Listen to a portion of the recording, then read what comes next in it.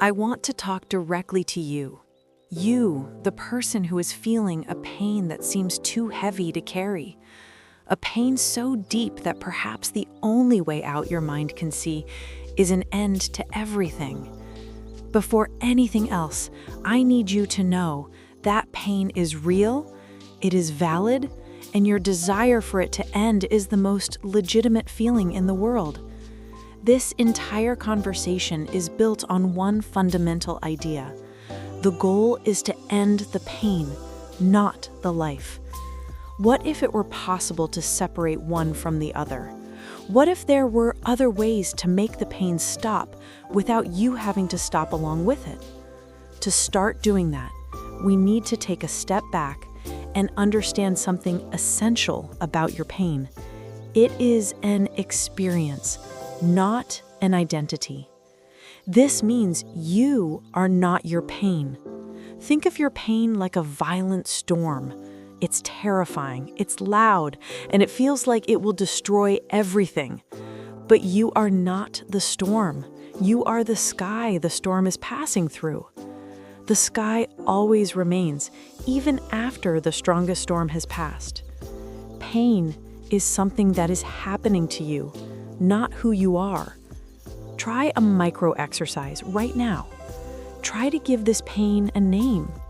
If it were an object or a color, what would it be?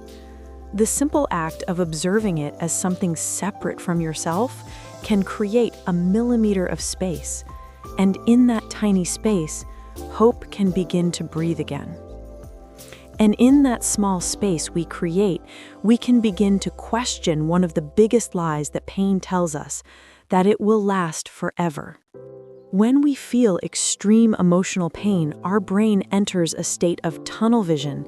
It loses the ability to see the past or the future, and it projects the current feeling onto eternity.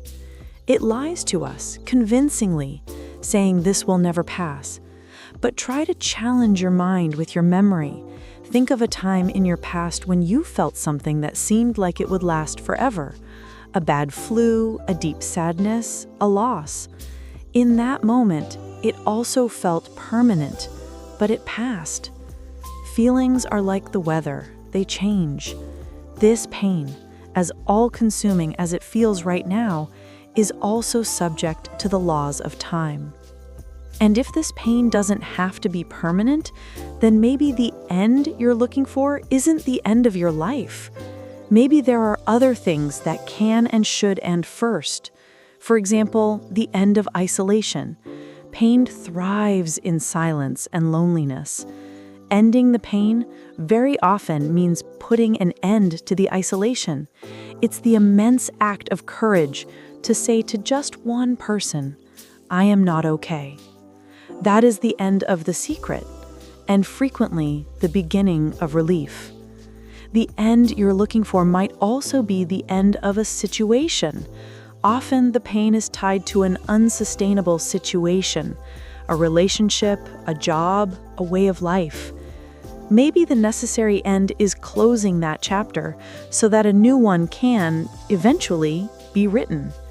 And sometimes the end needs to be the end of a painful belief, like, "I am a burden," or "there is nothing for me." Pain can be kept alive by a belief. Ending the pain can be the work of ending that belief. A symbolic death, not a literal one. And all of these ideas, the end of the silence, the end of a situation, the end of a belief, lead us to one final, powerful truth. Your desire to end the pain is in fact your deepest life instinct, screaming for a chance at a better life. Please listen to the desire to live without pain, not the desire to not live. The first step to ending the pain is to tell someone. The end of the silence is the beginning of everything. Please use the resources on the screen and in the description. Make the call, send the text. You deserve help, and help exists. I hope today's content was helpful on your journey of self-discovery. If you'd like to continue exploring these topics and connect with our community, please consider subscribing to the channel, liking, and sharing this video. And always remember, always take care of yourself. There are people who care about you. A big hug, and see you next time.